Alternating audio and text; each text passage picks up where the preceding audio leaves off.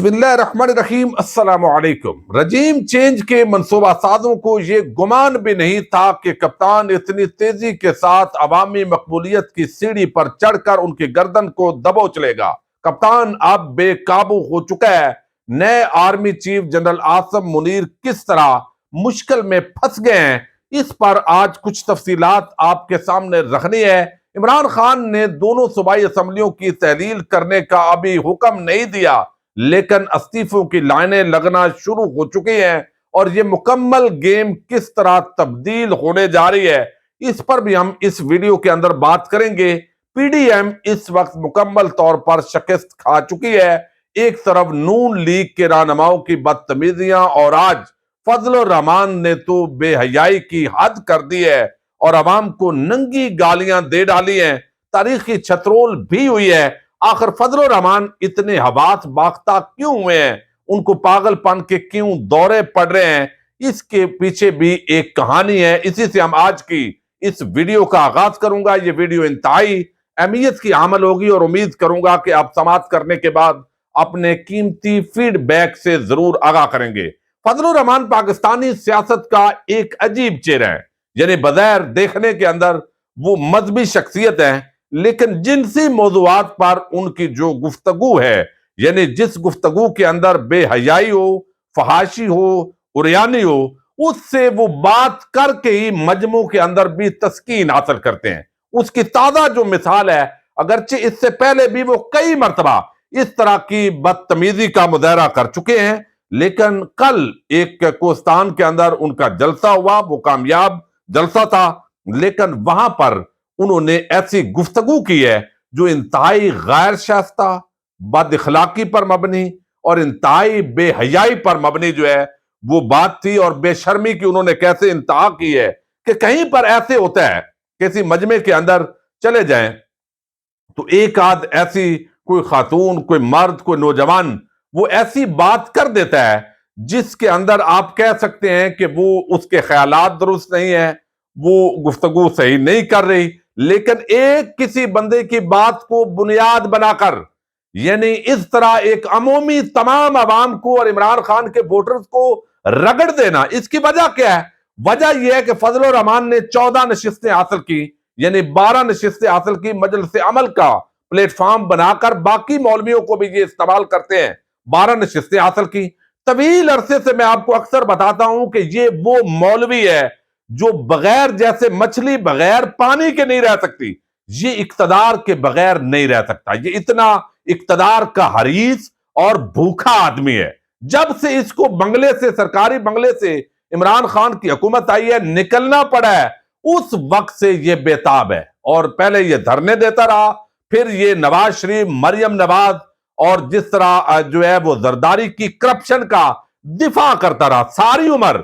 अक्सर व बेशतर जब भी ये अपोजिशन में होता है तो हुकूमत को ये करप्ट, चोर, डाकू कहता रहा। इन जरदारियों को, शरीफों को जिसने हुकूमत में साथ मिला लिया वो अच्छा हो गया। अब ये बाकायदा जैसे कहते हैं कि नवाज शरीफ और जरदारी जैसे जो करप्ट टोला है उसके दलाल बनकर ये इस तरह का जो किरदार है वो अदा कर रहे हैं। मैं माजरत चाहता हूं, लेकिन जिस तरह की जबान उन्होंने इस्तेमाल की है वो इंतहाई घटिया है, खास तौर पर। और फिर उससे भी बड़ा वो तबका मलामतिया की सहाफत में छुपी हुई वो खवातीन, वो हजरात, वो बिलों में घुस गए हैं, वो कमीने और बेशरम और बेहया जो टीवी की स्क्रीनों पर कुछ बैठे हुए हैं, कुछ रिपोर्टर की सूरत में, यानी बहुत अच्छे अच्छे रिपोर्टर्स हैं, मैं उनकी बात नहीं कर रहा जो ग्राउंड पर काम करने वाले हैं, लेकिन ये वो लोग हैं जो स्टूडियो में बैठते हैं, ट्विटर पर, यूट्यूब पर और चैनल्स पर रोज इखलाकियात सिखाते हैं। वो बेशरम भी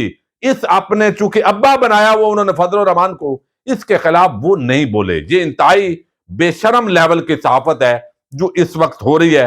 अगर इमरान खान और पीटीआई का बंदा कोई बात करता तो उस पर ये चढ़ दौड़ते। ये इस तरह का, ये मैं माजरत चाहता हूं, थोड़े से अल्फाज जो है वो सख्त हो रहे हैं। अब फजल रहमान ने जो कहा है वो आप सुन चुके हैं, लेकिन वो कहता है ऐसे ऐसे लोग जो कहते हैं कि जो हमारी मां से ज़ना कर ले फिर भी हम उसको वोट देंगे, और उनके नौजवान लड़कियां कहते हैं काश ये मेरे बेडरूम में आ जाए। अब ये एक तो बोतान है, यानी बोतान है, اور قذف اسلامی جو سزا ہے قذف کی وہ 80 کوڑے ہے. اگر یہاں اسلامی نظام کا نفاذ ہو تو اس مولوی کو 80 کوڑے لگے، لیکن چونکہ نہیں ہے، یہ مذہبی بیروپیہ آدمی جو ہے وہ کس طرح آپ دیکھیے کہ ایک غیر شائستہ گفتگو کر رہا ہے. بہرحال اللہ تعالیٰ اس کو ہدایت دے. یعنی اقتدار کا اتنا بھوکا پن کہ اس کو پتا چل گیا ہے کہ عمران خان نے ہمیں شکست دے دی ہے، مجھے بنایا گیا جو ہے وہ صدر اس پی ڈی ایم کا، لیکن ہم تمام مل کر میری تمام کوششوں پر پانی پھر گیا اور اگلا الیکشن بھی عمران خان لے رہا ہے. چونکہ جو نعرے یہ لگاتا ہے اور کے پی کے اندر تیسرا ٹنیور بھی اگر پی ٹی آئی کے نام ہے تو آپ دیکھیے ان کا حال کیا ہوگا. اس کے پیچھے اصل کہانی یہ ہے کہ ان کا آئندہ بھی مستقبل تاریک کر دیا عمران خان نے. اب آئیے جی استعفوں پر. عمران خان نے اعلان کیا استعفے دیں گے اسمبلیوں سے، چاروں صوبائی اسمبلیوں سے. تو ایک تو سندھ جو ہے وہ پی ٹی آئی بازی لے گئی ہے، 26 استعفے وہ باقاعدہ طور پر اراکین نے دے دیے ہیں کہ خان صاحب جو ہی حکم کریں یہ استعفے پیش کر دیے جائیں. چونکہ 2 جگہوں پر جو ہے وہ صوبے ایسے ہیں جہاں حکومت نہیں ہے، اپوزیشن میں ہے پی ٹی آئی، تو وہاں پر استعفے ہوں گے اور اسمبلیاں تحلیل ہوں گی. اس پورے معاملے کے اندر جو ہے اب اسی طرح پنجاب کے اندر بھی استعفوں کا علامتی آغاز ہو گیا ہے. تو یہ ایک پوری گیم تبدیل ہو گئی ہے. یعنی جو لوگ سمجھ رہے تھے کہ پرویز الہی بھی استعفیٰ نہیں دے گا، فلاں بھی نہیں دے گا، اسمبلیاں نہیں توڑے گا، تو وہ ساری کہانی تبدیل ہو گئی ہے اور استعفوں کی لائنیں لگنا شروع ہو گئی ہیں. عمران خان کو یہ پیغام بھیجے جا رہے ہیں اور یہ سینکڑوں درجنوں اراکین انہوں نے پیغام بھیج دیا ہے اور وہ کہتے ہیں جب حکم کریں گے ہم استعفے دے دیں گے، اسمبلی تحلیل کر دیں. کیونکہ اجلاس جب جاری ہوتا ہے تو اسمبلی تحلیل ہو سکتی ہے لیکن عدم اعتماد پیش نہیں ہو سکتی. اس چیز نے اب حکومت کو پوری طرح جو اتحادی حکومت ہے اس وقت وفاق کے اندر اس کو پریشان کیا ہوا ہے. اور یہ ٹیکنیکل قانونی معاملہ ہے جس پر انہوں نے ماہرین قانون سے رائے لی ہے. تو انہوں نے بتایا ہے کہ یہ جیسے اسمبلی اجلاس جاری ہے، وزیر اعلیٰ پنجاب وہ اسمبلیاں تحلیل کر سکتے ہیں لیکن آپ تحریک عدم اعتماد جب تک اجلاس ختم نہ ہو آپ پیش نہیں کر سکتے. تو یہ ایک معاملہ تو حل ہو گیا. عدم اعتماد کے علاوہ اگر ووٹ آف کانفیڈنس بھی لینا پڑے تو کوئی مسئلہ نہیں ہے، وہ بھی جو ہے وہ اس وقت پنجاب کے اندر اکثریت ہے. اب جو کپتان ہے اس کی مقبولیت جو ہے وہ آپ دیکھیے. آج پہلے تو آپ جیو کی ہیڈ لائن دیکھیے. یعنی کشمیر کے اندر 3 اضلاع میں الیکشن ہوا، تینوں اضلاع کے اندر پی ٹی آئی نے اکثریت حاصل کی، زیادہ نشستیں حاصل کی.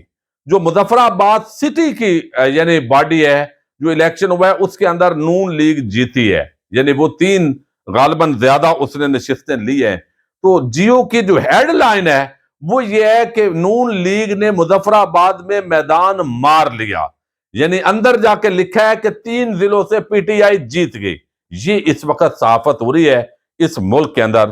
بہرحال اب جو ہے وہ عوام نے چھترول کر دی ہے کافی جو ہے وہ فضل الرحمان کی، وہ تو کافی ہے. اب نئے آرمی چیف آئے ہیں. اگلے آرمی چیف جو ہے آج ان کا آخری دن ہے. کل کمان جو ہے وہ جنرل عاصم منیر صاحب جو ہیں ان کو جو انہوں نے سنبھالنی ہے. اب انہوں نے جنرل باجوہ صاحب کی پالیسیز پر عمل درآمد کرنا ہے یا انہوں نے نئی لائن آف ایکشن لینی ہے؟ انہوں نے بھی عوام کے سامنے کھڑا ہونا ہے یا عوام کو اپنے پیچھے لگانا ہے؟ یہ ساری چیزیں عمران خان اور عوام ایک طرف کھڑے ہیں اور یہ تمام لوگ جو اس وقت جن کا احتساب ہونے کی ضرورت ہے اور جن پر کرپشن کے ایسے الزامات ہیں کہ ناقابل تردید شواہد تھے لیکن نیب ترامیم کے ذریعے اور اپنی 2 نمبریوں کے ذریعے آتے ہی انہوں نے اپنے معافی تلافی لے لی ہے.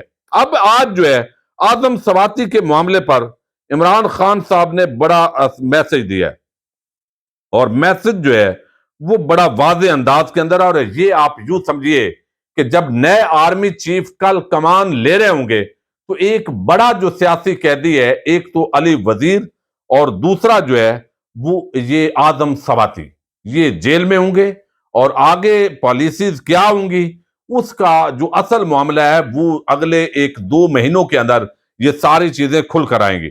عمران خان نے آج واضح کر دیا ہے. انہوں نے کہا کہ دستور کا آرٹیکل 14 شرف انسانی کو قابل حرمت قرار دیتا ہے.